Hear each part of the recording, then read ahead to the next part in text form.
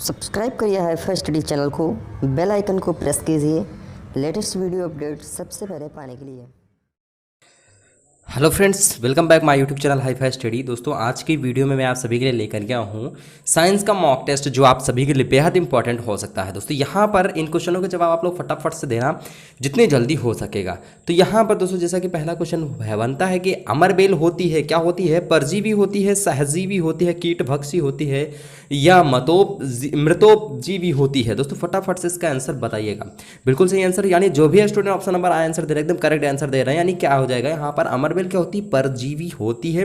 साथ में यहाँ पर नेक्स्ट क्वेश्चन जो हमारा बनता है वो बनता है निम्नलिखित में से उभयचर प्राणी है। ये क्वेश्चन हमारा 2016 में पूछा गया क्वेश्चन है, बहुत इंपॉर्टेंट क्वेश्चन है, ध्यान से देखना इसको। निम्नलिखित में से उभयचर प्राणी है, क्या हो जाएगा यहाँ पर? खरगोश हो जाएगा, चूहा हो जाएगा, गाय हो जाएगा, या कछुआ हो जाएगा? फटाफट से इसका आंसर आप लोग बताइएगा। तो निम्नलिखित में से उभयचर प्राणी है, क्या है? खरगोश, चूहा, कछुआ, गाय। बिल्कुल सही आंसर, यानी उभयचर प्राणी क्या होता है इसमें? कछुआ हो जाएगा। ठीक है, चूहा जो है वो उभयचर प्राणी नहीं है, गाय भी नहीं है और खरगोश भी नहीं है, उससे क्या हो जाएगा? कछुआ हो जाएगा हमारा राइट आंसर। अगला जो क्वेश्चन वो भी 2016 में क्वेश्चन पूछा गया है, यानी निम्नलिखित में से कौन सा मछली का अनुकूलन अंग नहीं है? मछली का अनुकूलन अंग नहीं है, कौन सा है? धारा देखित शरीर है, पंख है, गलफड़े हैं, या फेफड़ा है? तो यहाँ पर जो राइट आंसर हो जाएगा वो हो जाएगा फेफड़ा। बिल्कुल सही आंसर है, यानी option number the correct answer हो जाएगा, अनुकूलन अंग नहीं है। नेक्स्ट क्वेश्चन यहाँ पर दोस्तों बनता है कि एथीन गैस के बहुलीकरण से निर्माण होता है, किसका निर्माण होता है? जल का होता है, प्लास्टिक का होता है, कांच का होता है, या साबुन का होता है? बिल्कुल सही आंसर, यानी जो राइट आंसर हो जाएगा हमारा वो कौन सा आंसर हो जाएगा? वो हो जाएगा हमारा ऑप्शन नंबर ब हो जाएगा, यानी प्लास्टिक का है। ठीक है, एथीन गैस। उसके बाद Na2CO3 तथा CaO3 के मिश्रण को रेत के साथ 1200 डिग्री सेंटीग्रेड के ताप पर पिघलाकर बनाया जाता है। क्या बनाया जाता है? मृत कांच बनाया जाता है, कठोर कांच, या जेना कांच, या फिर फिल्टर कांच? बिल्कुल सही आंसर है, यानी कौन सा कांच बनाया जाता है? वो मृदु कांच बनाए जाते हैं, यानी ऑप्शन नंबर आ राइट आंसर हो जाएगा। नेक्स्ट क्वेश्चन देखिए दोस्तों यहाँ पर कि कठोर कांच या पोटास कांच का सूत्र है। कठोर कांच या पोटास कांच का इसमें से सूत्र कौन सा है? K2PbO,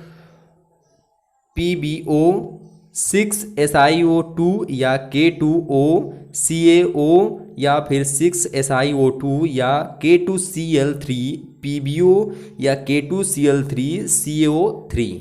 कौन सा है इसमें से कठोर कांच या पोटास कांच का सूत्र?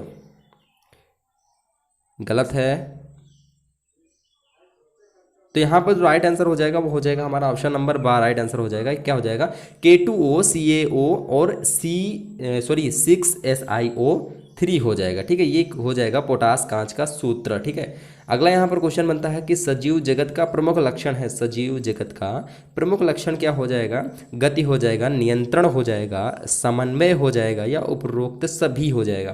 बिल्कुल सही, बिल्कुल सही, यानी यहाँ पर जो हमारा राइट आंसर हो जाएगा वो हो जाएगा हमारा ऑप्शन नंबर द हो जाएगा, उपरोक्त सभी हो जाएगा। ठीक है, उसके बाद देखते हैं अगला क्वेश्चन दिया गया कि पर्णहरिम होता है। पर्णहरिम क्या होता है? पौधों में होता है, जंतुओं में होता है, आवाबा दोनों में होता है, या दोनों में से कोई नहीं हो जाएगा? तो यहाँ पर जो राइट आंसर हो जाएगा वो हो जाएगा हमारा ऑप्शन नंबर आ हो जाएगा, पौधों में, यानी पर्णहरिम किस में होता है? पौधों में होता है। नेक्स्ट क्वेश्चन यहाँ पर दोस्तों देखने को मिलता है कि इनमें से कौन सा मृतोपजीवी है? मृतोपजीवी पूछा गया है यहाँ पर, मृतोपजीवी। ठीक है, अमरबेल हो जाएगा, फफूंद हो जाएगा, यूट्रिकुलेरिया हो जाएगा, या संडियू हो जाएगा? संडियू। तो यहाँ पर जो राइट हमारा आंसर हो जाएगा वो हो जाएगा हमारा ऑप्शन नंबर बा करेक्ट आंसर हो जाएगा। क्या हो जाएगा? फफूंद हो जाएगा। क्या हो जाएगा? फफूंद हो जाएगा, एकदम राइट आंसर। उसके बाद देखते हैं जो हमारा अगला क्वेश्चन दिया गया है वो 2017 में क्वेश्चन पूछा गया है, यानी मछली में श्वास लेने के लिए कौन सा अंग पाया जाता है? कौन सा अंग पाया जाता है? फेफड़ा पाया जाता है, गलफड़, उपयुक्त सभी, या त्वचा? ये तो आपको आंसर पता ही होगा, इसमें बताने की बिल्कुल भी ज़रूरत ही नहीं है, लेकिन तब भी जो राइट आंसर हो जाएगा वो हो जाएगा गलफड़ा हो जाएगा। अगला यहाँ पर क्वेश्चन बनता है दोस्तों कि निम्नलिखित में से कौन सा पौधों के बीज द्विबीजपत्री श्रेणी के हैं? कौन सा है? गेहूं और जौ, मटर और चना, जौ और चावल, चना और चावल, यानी द्विबीजपत्री श्रेणी के हैं। द्विबीजपत्री का मतलब होता है जिनमें दो दल पाए जाते हैं। ठीक है। 2 बीज पत्र पाए जाते हैं या 2 दल पाए जाते हैं, यानी जब पौधा जब बीज जमता है तो वहाँ पर देखते होगे आप पत्ती से पहले 2 जो पत्र निकलते हैं, बीज पत्र निकलते हैं, उन्हीं को कहते हैं बीज पत्र या दल कहते हैं या द्विबीजपत्री कहते हैं, यानी पत्र उनको कहते हैं, ठीक है। तो यहाँ पर गेहूँ और जो हो जाएगा हमारा, ठीक है, वो हमारा राइट आंसर नहीं हो जाएगा, क्योंकि गेहूँ एक बीजपत्री है और जौ हमारा क्या है, द्विबीजपत्री है, ठीक है। सॉरी, जौ भी जो हमारा है वो एक बीज ही पत्री है। और जौ और चावल हो जाएगा, ये भी नहीं हो जाएगा, और चावल और चना ये भी नहीं हो जाएगा, और जो हमारा हो जाएगा राइट आंसर वो हो जाएगा हमारा ऑप्शन नंबर बा करेक्ट आंसर हो जाएगा। क्या हो जाएगा, मटर और चना। जब मटर और चना होता है उसको आप पानी में भिगो दीजिए, 10 से 12 घंटे भिगोए रहे, उसके बाद आप उसको आसानी के साथ उसका जो एक परत होता है उसको हटा के, ठीक है, जिसे बीज चोल के नाम से जानते हैं, तो उसको जब हटाएंगे, ठीक है, तब उसको जब हटाने के बाद देखेंगे तो उसमें अंदर 2 दल होते हैं, ठीक है। आप लोगों ने मटर की दाल, चने की दाल भी खाई होगी, वो 2 दलों में विभाजित हो जाती है। उसके बाद देखते हैं जो हमारा अगला क्वेश्चन दिया गया है, दूसरा क्वेश्चन है कि पर्ण या पत्ती का प्रमुख कार्य क्या है, ठीक है। पर्ण पत्ती का प्रमुख कार्य क्या है, श्वसन, भोजन बनाना, उपरोक्त सभी या उत्स्वेदन। तो यहाँ पर जो राइट आंसर हो जाएगा वो हो जाएगा ऑप्शन नंबर द हो जाएगा, यानी उपरोक्त सभी ये सारे कार्य होते हैं पत्ती के। नेक्स्ट क्वेश्चन हमारा 2015 में पूछा गया है, इंपॉर्टेंट क्वेश्चन है, यानी पौधों में उत्तेजनशीलता का प्रदर्शन स्पष्ट दिखाई देता है, किस में दिखाई देता है, आम में दिखाई देता है, छुई मुई में दिखाई देता है, नीम में या अदरक में। तो राइट आंसर यहाँ हो जाएगा, यानी उत्तेजनशीलता सभी को पता है छुई में दिखाई देता है, यानी छुई को जब टच करते हैं वो उसकी जो पत्तियां होती हैं वो अंदर की तरफ बंद हो जाती हैं। साथ में यहाँ पर दूसरा क्वेश्चन देखने को मिलता है कि भोजन संचय के लिए अपास्थानिक जड़ का रूपांतरण है, ये भी क्वेश्चन 2015 में पूछा गया है। तर्क रूप हो जाएगा, पड़ाव स्तंभ हो जाएगा, कंदगुच्छ हो जाएगा या कुंभीज रूप हो जाएगा। फटाफट से इसका आंसर बताइए जी। बिल्कुल सही आंसर है, यानी जो हमारा ऑप्शन नंबर सही हो जाएगा वो शाह हो जाएगा। क्या हो जाएगा, कंदगुच्छ हो जाएगा।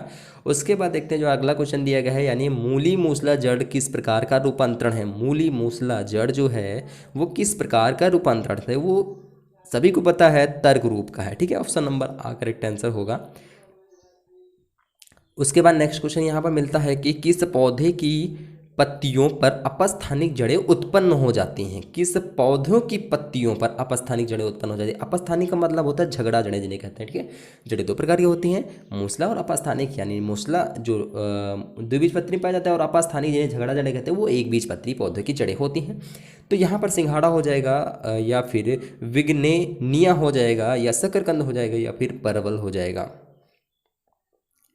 तो विग्नेनिया जो हो जाएगा ये हो जाएगा हमारा राइट आंसर, यानी इनमें क्या होता है, इनकी पत्तियों पर जो है अपस्थानिक जड़ें निकल आती हैं, ठीक है। उसके बाद देखते हैं जो अगला क्वेश्चन दिया गया कि एक बीजपत्री बीज है, एक बीजपत्री बीज है कौन सा है, यानी जिसमें एक दल होता है सिर्फ, ठीक है। चना हो जाएगा, चना हमारा 2 बीजपत्री हो जाएगा। अंडी जो हो जाएगा हमारा वो भी 2 बीजपत्री हो जाएगा। मटर भी 2 बीजपत्री, यानी जो मक्का होता है वो हमारा 1 बीजपत्री होता है, यानी उसके दल जो है अलग अलग नहीं किए जा सकते हैं। अगला यहाँ पर क्वेश्चन बनता है, वायु द्वारा परागण किसके पुष्पों में होता है। वायु द्वारा परागण किसके पुष्पों में होता है। तो वायु द्वारा जो परागण होता है वो ना तो गुड़हल में होता है, ना तो नींबू में होता है, ना तो आम में होता है, यानी किस में होता है, गेहूं में होता है वायु द्वारा परागण दोस्तों, ठीक है। बहुत इंपॉर्टेंट क्वेश्चन है दोस्तों, इनको आप लोग ध्यान से देखना। अगला जो हमारा क्वेश्चन बनता है, यानी जल द्वारा पर परागण होता है, जल द्वारा पर परागण होता है, नारियल में होता है, वेलेंसनेरिया में होता है, या फिर कमल में होता है, या फिर गेहूं में होता है। जल द्वारा पर परागण, तो यहाँ पर जो राइट आंसर हो जाएगा वो हो जाएगा वेलिसनेरिया में होता है, ठीक है। ऑप्शन नंबर बा करेक्ट आंसर होगा। नेक्स्ट क्वेश्चन हमारा जो बनता है, यानी बीज कितने प्रकार के होते हैं, तो सभी को बताया था, अभी मैंने इससे पहले ही बताया था बीज कितने प्रकार के होते हैं। बीज 2 प्रकार के होते हैं, ठीक है, यानी ऑप्शन नंबर बा करेक्ट आंसर हो जाएगा। कौन कौन से होते हैं, एक बीजपत्री होते हैं, द्विबीजपत्री होते हैं, यानी एक बीजपत्री में जो जड़ें निकलती हैं वो अपस्थानिक यानी झगड़ा जड़ें निकलती हैं, और जो एक द्विबीजपत्री होती हैं उनमें जड़ें जो होती हैं वो प्राथमिक जड़ें, द्वितीयक जड़ें और तृतीयक जड़ों के रूप में निकलती हैं, यानी जिन्हें मूसला जड़ के नाम से हम लोग जानते हैं। उसके बाद देखते हैं जो अगला यहाँ पर क्वेश्चन दिया गया है, यानी प्रांकुर किसका उपभाग है। प्रांकुर किसका उपभाग है, भ्रूण का है, बीजपत्र का है, नाभिक का है, या निभाग का है। बिल्कुल सही आंसर हो जाएगा, यानी प्रांकुर जो है वो किसका है, भ्रूण का होता है, ठीक है। भ्रूण का उपभाग होता है प्रांकुर। अगला यहाँ पर क्वेश्चन बनता है कि पत्तियों द्वारा कायिक प्रवर्धन होता है ब्रायोफिल्लम में, अदरक में, वेलिसनेरिया में, या सैजिटेरिया में, ठीक है। ये भी जो क्वेश्चन हमारा है वो 2015 में पूछा गया, बिल्कुल राइट आंसर है। यानी जो भी स्टूडेंट ऑप्शन नंबर आ आंसर दे रहे हैं ब्राय फिल्म में, बिल्कुल सही उन सभी का आंसर है। उसके बाद देखते हैं जो हमारा अगला क्वेश्चन दिया गया है, यानी पुष्प के पुष्प वृंत का फूला हुआ शीर्ष कहलाता है, क्या कहलाता है? पुंकेसर कहलाता है, पुष्पासन कहलाता है, परागकोश कहलाता है या परागधानी कहलाता है? बिल्कुल सही आंसर है। यानी जो भी स्टूडेंट ऑप्शन नंबर 12 आंसर दे रहे हैं एकदम करेक्ट आंसर है, यानी पुष्पासन कहलाता है। और साथ में आपको बताते चलते कि अगर विज्ञान की किसी भी पीडीएफ आप लेना चाहते हैं, किसी भी प्रकार की अगर आपको पीडीएफ लेना है तो पीडीएफ आपको अवेलेबल हो जाती है टेलीग्राम चैनल पे, जो कि लिंक आपको डिस्क्रिप्शन में मिल जाएगा। साथ में अगर आप टेलीग्राम पर सर्च करते हैं हाई-फाई स्टडी 94, अगर आप ये सर्च करते हैं तब आपको वहाँ पर भी चैनल प्रोवाइड हो जाएगा और वहाँ से आप लोग ज्वाइन हो सकते हैं। उसके बाद जो हमारा अगला क्वेश्चन दिया गया है, यानी सर्वलिंगी पौधे का उदाहरण है, सर्वलिंगी पौधे का उदाहरण है, आम हो जाएगा, कद्दू हो जाएगा या आवा, दोनों हो जाएंगे या दोनों में से कोई नहीं हो जाएगा? बिल्कुल सही आंसर हो जाएगा। यानी सर्वलिंगी जो पौधे होते हैं वो आम और कद्दू दोनों होते हैं, यानी ऑप्शन नंबर हमारा सा करेक्ट आंसर हो जाएगा, आ व बा दोनों हो जाएगा। नेक्स्ट क्वेश्चन हमारा जो है वो 2017 में पूछा गया क्वेश्चन है, वेरी इंपॉर्टेंट क्वेश्चन है दोस्तों ये, कि चने के बीज में हो हल्के पीले रंग की संरचना का नाम क्या होता है? हल्के पीले रंग की संरचना का जो नाम होता है उसको आपको बताना है। बीज चोल कहते हैं, भ्रूण कहते हैं, मूलांकुर कहते हैं या बीज पत्र कहते हैं? ठीक है, तो जैसा कि मैंने आप सभी को बताया कि एक बीजपत्री, द्विबीजपत्री, ठीक है, पत्री नाम सुना है आपने, यानी क्या हो जाएगा यहाँ पर जो राइट आंसर हो जाएगा वो हो जाएगा बीज पत्र हो जाएगा। यानी बीज के जो अंदर का जहाँ भोजन संचय होता है वो बीज पत्र में ही भोजन संचय होता है, ठीक है। और बीज पत्र को ढके हुआ एक आवरण होता है, जैसा कि चना आप लोगों ने देखा होगा, चना को जब भिगो देते हैं तो वहाँ पर एक आवरण फूल जाता है, ठीक है। पूरा चना जब फूल जाता है तो वहाँ से कभी कभी देखते हो कि एक पत्र निकल आता है, उसके बाद अंदर जो बीज पत्र होते हैं वो दिखाई देते हैं। तो वो जो ऊपर की परत होती है चने में भूरे कलर की, उसे क्या कहते हैं? बीज चोल के नाम से जानते हैं। अगला जो यहाँ पर क्वेश्चन है दोस्तों 2018 में क्वेश्चन पूछा गया है, यानी सुसुप्त पौधा कहा जाता है, किसको कहा जाता है? जड़ को कहा जाता है, बीज को कहा जाता है, पत्ती को कहा जाता है या फूल को कहा जाता है?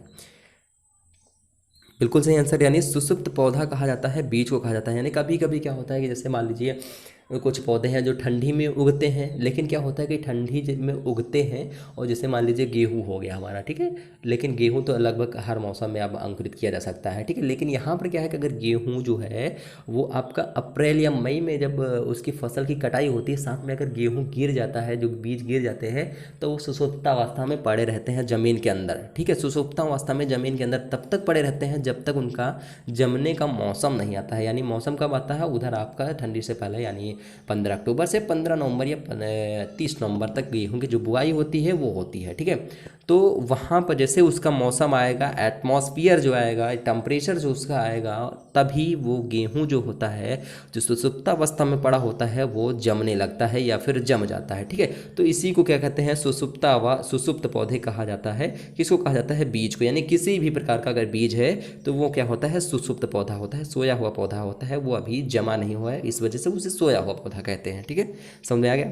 उसके बाद देखते हो जो अगला क्वेश्चन दिया गया है, बीज के गर्भाशय के अंगों की सुसुप्तावस्था से जागृतावस्था में आने की क्रिया को कहते हैं? निषेचन कहते हैं, परागण कहते हैं, पुष्प निर्माण कहते हैं या फिर अंकुरण कहते हैं? बिल्कुल सही, बिल्कुल सही, बिल्कुल सही आंसर, सभी का आंसर सही है। बीज के गर्भाकाल में अंकों, कुछ लोग के गलत है, ठीक है। अंगों की जो सुसुप्तावस्था होती है उसमें क्या होता है कि अंकुरण जो होते हैं, ठीक है। ऑप्शन नंबर सा इज राइट आंसर हो जाएगा, ठीक है। उसके बाद देखते हैं जो हमारा अगला क्वेश्चन दिया गया है, वेरी इंपॉर्टेंट क्वेश्चन है, समय का मात्रक आपको बताना है। समय का मात्रक आपको बताना है, बिल्कुल सही है। समय का मात्रक सेकंड होता है, सबसे छोटी इकाई जो होती है समय का मात्रक जो होता है सेकंड ही होता है, ठीक है। उसके बाद अगला जो क्वेश्चन दिया गया है, कोण का मात्रक होता है, ये भी क्वेश्चन 2015 में पूछा गया है। मोल होता है, एम्पियर होता है या स्टेरेडियन होता है या रेडियन होता है? कोण का मात्रक आपको बताना है, तो कोण का मात्रक क्या हो जाएगा? रेडियन हो जाएगा, ठीक है। अगला यहाँ पर क्वेश्चन बनता है दोस्तों कि किसी वस्तु के तल के क्षेत्रफल का मात्रक है, 2016 में क्वेश्चन पूछा गया है, तो क्या हो जाएगा? घन मीटर, मीटर, वर्ग मीटर या किलोमीटर? किसी वस्तु के तल का क्षेत्रफल का मात्रक क्या हो जाएगा यहाँ पर? बिल्कुल सही आंसर, यानी वर्ग मीटर हो जाएगा। ऑप्शन नंबर सा करेक्ट आंसर होगा। नेक्स्ट क्वेश्चन यहाँ पर दोस्तों बनता है कि मापन के निश्चित नियमों के अनुसार वस्तुओं को अंक प्रदान करने की प्रक्रिया है। मापन की यह परिभाषा दी है, किसने दी है? स्टीवेंसन ने, थॉर्नडाइक ने, माइकल ने या कर्निस ने? बिल्कुल सही आंसर है, यानी जो भी स्टूडेंट ऑप्शन नंबर आंसर दे रहा है एकदम करेक्ट आंसर है, यानी स्टीवेंसन ने दी थी इसकी परिभाषा। अगला यहाँ पर क्वेश्चन बनता है दोस्तों कि यदि मापन के सभी यंत्र तथा साधन विश्व से समाप्त कर दिए जाएं तो आधुनिक सभ्यता बालू की दीवार के समान ढह जाएगी। यह कथन किसका है? पील का है, रॉस का है, माइकल का है या फिर कार्निश का है? बिल्कुल सही आंसर है, यानी जो राइट आंसर हो जाएगा वो हो जाएगा हमारा ऑप्शन नंबर सा हो जाएगा। ठीक है, और वीडियो को बिल्कुल भी लाइक करना बिल्कुल भी मत भूलिएगा अगर ये टेस्ट आपको पसंद आया है तब। ठीक है, अगला यहाँ पर क्वेश्चन हो जाएगा कि 1 गज बराबर होता है, 2017 में क्वेश्चन पूछा गया है, 1 गज बराबर होता है 3 फुट के होता है। एक जो गज होता है वो 3 फुट के बराबर होता है, साथ में 1 फुट बराबर होता है किसके बराबर होता है? 1 फुट। तो 1 फुट जो हमारा होता है वो होता है 30.48, लेकिन जो मिनिमम हम लोग मानते हैं वो 30 ही मानते हैं। ठीक है, कितना मानते हैं? 30 मानते हैं, 30 सेंटीमीटर बराबर 1 फुट कहते हैं। ये भी जो क्वेश्चन है 2018 में क्वेश्चन पूछा गया। तो दोस्तों ये थे आप सभी के बहुत ही ज़्यादा इंपॉर्टेंट क्वेश्चन जो कि साइंस का मॉक टेस्ट था। तो ये वीडियो आपको कैसा लगा है तुरंत बताइएगा, और साथ में अगर किसी भी साइंस के वीडियो को अगर आप देखना चाहते हैं तो कमेंट बॉक्स में आपको मिल जाएगा, जहाँ से आप लोग कमेंट करते हैं वहाँ पर आपको मिल जाएगी प्लेलिस्ट। साथ में प्लेलिस्ट अगर किसी भी सब्जेक्ट के देखना चाहते हैं तो डिस्क्रिप्शन बॉक्स में तो आपको मिल ही जाएगी। तो दोस्तों तब तक के लिए आज के लिए इतना ही, मिलते हैं फिर से नेक्स्ट वीडियो के साथ। तब तक के लिए थैंक यू दोस्तों, जय हिंद, जय भारत।